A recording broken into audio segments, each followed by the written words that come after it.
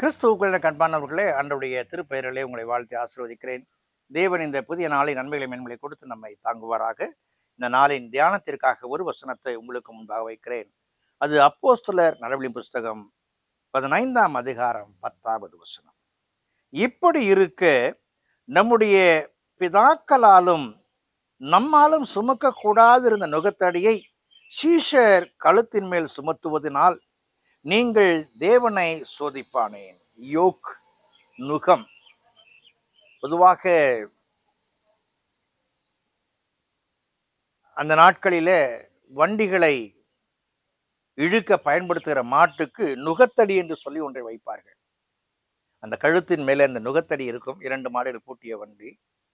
அது அந்த பாரத்தை இழுத்து செல்லும். அதை அப்படி கொண்டு போகும் பொழுது பின்னாடி ரொம்ப பாரம் இருந்துச்சுன்னா முன்னாடி வாங்க, மூட்டை எடுக்குவாங்க, முன்னாடி இருந்துச்சுன்னா பின்னாடி போங்கன்னு பேலன்ஸ் பண்ணி கொண்டு போவாங்க. அந்த நுகம் அந்த எருதுகளுக்கு இலகுவாய் இருக்க வேண்டும். அது சுமக்க ஆயத்தமாய் இருக்கிறது. அளவுக்கு மீறின சுமையை கொடுப்பதும் நிலையற்ற நிலையிலே பாரங்களை ஏற்றுவதும் கடினப்பாடு. இதைத்தான் இங்கு ஆதி திருச்சபையின் மக்கள் அந்த விசுவாச வாழ்க்கையில யூத குலத்திலிருந்து மீட்டெடுக்கப்பட்டவர்கள், பிற இனத்திலிருந்து ஆண்டவரை ஏற்றுக்கொண்டவர்கள், இவர்களோடு அனுசரிக்க முற்படும் பொழுது அதன் நுகம் கடினமாய் காணப்படுகிறது. அந்த நுகம் இலகுவாக வேண்டும் என்பதை வரையறுக்கிறார். இப்படி இருக்க நம்முடைய பிதாக்களாலும் நம்மாலும் சுமக்க கூடாதிருந்த நுகத்தடியை சீஷர் கழுத்தின் மேல் சுமத்துவதனால் என்ன வார்த்தைகள்! அன்புக்குரியவர்களே, சில நேரங்களிலே சில நெருக்கடிகளிலே திருச்சபைக்கு வராமல் இருப்பார்கள் மக்கள். அந்த குடும்பத்துல ஒரு நல்லது கெட்டது நடக்க வேண்டும் என்று சொன்னால் சொல்லுவாங்க, கொஞ்சம் பணத்தை கட்டிடுங்கம்பாங்க. அந்த நேரத்துல இந்த திருச்சபையின் தேவைகளை அவர்கள் மேல் சுமத்தி, இதெல்லாம் நீங்க செஞ்சீங்கன்னா நாங்க உங்களை சபையில சேர்த்துக்கிறோம், இந்த இறந்து போனவங்களை அடக்கம் பண்றோம், இல்ல கல்யாணத்துக்கு நாங்க பொள்ளச்சீட்டு வாசிக்கிறோம் என்று சொல்லுவார்கள்.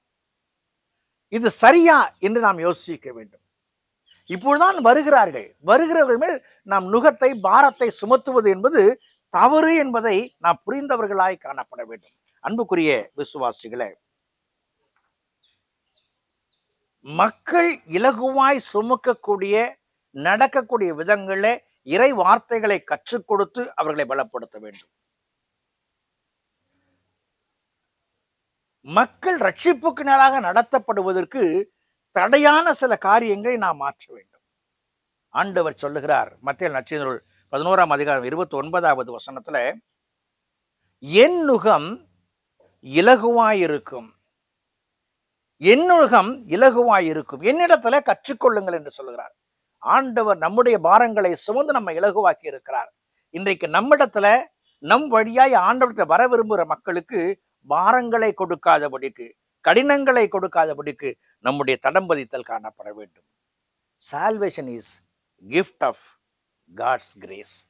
இறைவனுடைய கிருபையினாலே ரட்சிப்பு தரப்பட்டிருக்கிறது. அதை தேடி வருகிற மக்களை ஓரங்கட்டி ஒதுக்கி விடாதபடிக்கு, நுகத்தின் மேல் அதிக பாரத்தை ஏற்றாதபடிக்கு காத்துக்கொள்ள நாம் முற்படுவோம். அவர்களையும் ஆண்டுடைய பிள்ளைகளாக்குவோம். கடவுள் நம்மை ஆசீர்வதிப்பார். ஜெபம் செய்வோம். பரிசுத்தமும் கிருபையும் நிறைந்த நல்ல ஆண்டவரே, இந்த நாளுக்காய் இந்த வேளைக்காய் நன்றி செலுத்துகிறோம். உடைய கரங்களை ஒப்புக் கொடுக்கிறோம் சாமி. உடைய நிறைவு பிரசன்னம் எங்களிடத்திலே வருகிற மக்கள் உமண்டை சேர வேண்டும் என்று வருகிற மக்களை அதிக பாரம் சுமத்தாதபடிக்கு அவருடைய நுகத்தை இலகுவாக்கி உமண்டை சேர்க்க உதவி செய்யும். இயேசுவின் ஜெபிக்கிறோம். ஜெபங்கள் பிதாவே, ஆமென்.